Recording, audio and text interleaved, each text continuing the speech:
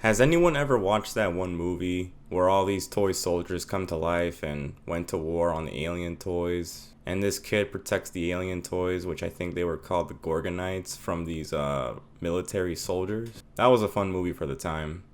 This was a movie I remember enjoying a lot as a kid. Well, for anyone that has seen that movie, this game might interest you. Hypercharged Unboxed. I'll immediately say that this game really does feel like it was made by a passionate team. I get this strange feeling playing this game, reminding me of all those times I played with the action figures as a kid, whether it's in my room or backyard, setting up war zones around. Those were good times. This game made me look back on my childhood, playing with toys in the house or yard. Now in this game you don't play as a person, but you play as an action figure. There are a lot of action figures to choose from and unlock just by simply playing the game. You can earn skins for your guns and action figure. You can even change your packaging that you come out of in this game. This game offers a single player and online multiplayer where you can play PvP. But before I talk about the PvP side of the game, I'll first cover the single player part of the game, which is the main part of it. Now this game has an adventure mode and a versus mode. I'm not going to cover the tutorial because you already know what that's about. Adventure mode features waves and free roam, but really waves is the only appealing one, cause in free roam you just explore the maps, nothing really goes on. There are 4 difficulties to choose from: casual, regular, expert, and nightmare, which you have to unlock. Now this game is a wave survival tower defense game. You come out of your packaging and have to defend these cores. You also spawn with AI companions, 4 total. They could be your local players, cause this game does have split screen. You have a grace period that allows you to build defenses before the horde arrives. You have basic defenses like vines, spikes, and Lego walls, because you have to protect these cores from enemy toys. Now the first couple maps of the game you'll only be fighting against Beyblades and robot mechs, but in later maps you'll start fighting flying ponies, UFOs, toy planes, helicopters, tanks, cargo planes dropping with the small green army men. Those guys you gotta watch out for. It's a decent variety of enemy toys, honestly. There are also boss fights, but honestly they're really not that interesting. They're just another enemy with a lot of HP. Although the Cyber Rex is the only appealing one, if not the only one. The maps in this game are well made. They are fairly small, but fun to explore. There are coins and weapon attachments across the map, and honestly it is fun exploring the map, finding all these things. Also, the packaging you come out of and for the other companions you have also have attachments that you can buy out of it. Basically, your own packaging is like a shop. Other than weapon attachments and coins, you'll also find other types of weapons like lasers or grenade launchers.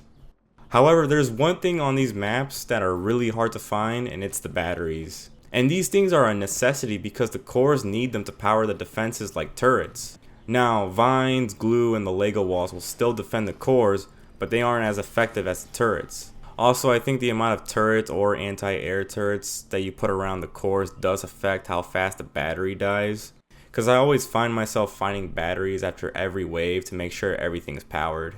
Now I think I should talk about the gameplay. So as you can see, this is a first person and a third person shooter. You can switch with just a tap of a button, whichever one you prefer. I mostly played on third person. The gunplay is acceptable. You have a primary and secondary. Melee is awkward on some enemies. The controls on mouse and keyboard are fine. Controller does take time to get used to. I do have some complaints about the guns though. Now the reload time on all of these guns are the same, and the reload time is fairly quick, but some of the guns just aren't worth using. First, the sniper. It is not as effective as I thought it would be. Not only is it just 3 bullets per clip, but it isn't worth doing when you're fighting up against Beyblades, the small army men, that you can easily miss given how small they are. Also, the damage just isn't good unless you hit the headshots. The shotgun is decent, but I feel like instead of being 4 bullets, I feel like the amount should be given 8 given the damage it does. Grenade launcher is effective, you just carry 1 per round. I should point out, weapons like the ice blaster, flamethrower, and minigun have to be the only gun you carry. You cannot carry a secondary. Again, given the amount of enemies you're going up against, rather not use it. I guess they're useful on the boss fights, but if I'm honest, the best weapon to use is the machine gun. Only gun you really need. Now, despite the flaws on most of these guns, This game is still fun, but I feel like this game should be more than just a tower defense game. Now it does have a PvP mode, and the PvP mode is good fun. You can play with bots or with actual people, that is if you can find a match.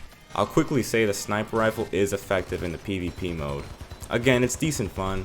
There's deathmatch, team deathmatch, infection, but after 2 or 3 matches of each of these game modes, I felt like I already had enough. I do wish this game had like another mode or something, because it does seem to be made by a passionate team. Maybe a map maker tool would be cool, but again, I feel like it would be too much to ask because I think this game is from a small team working on it, and you know. Now look, this game is still fun to play regardless. I mean, for $20, I do feel like I got my money's worth. Had a lot of fun. The thing is that my fun was very limited. Once I finished the adventure mode, I was pretty much done. I do want to add, this game does have split screen, so you can play couch co-op with a friend. I will respect this game for having this small feature. I guess if I have someone over and we get bored, this game is the game we can play. But for the most part, after I've beaten all the maps, there's nothing really left to do. I just wish this game had something like maybe some community features. I would probably come back to play it if it did. But again, I feel like it would be way too much to ask.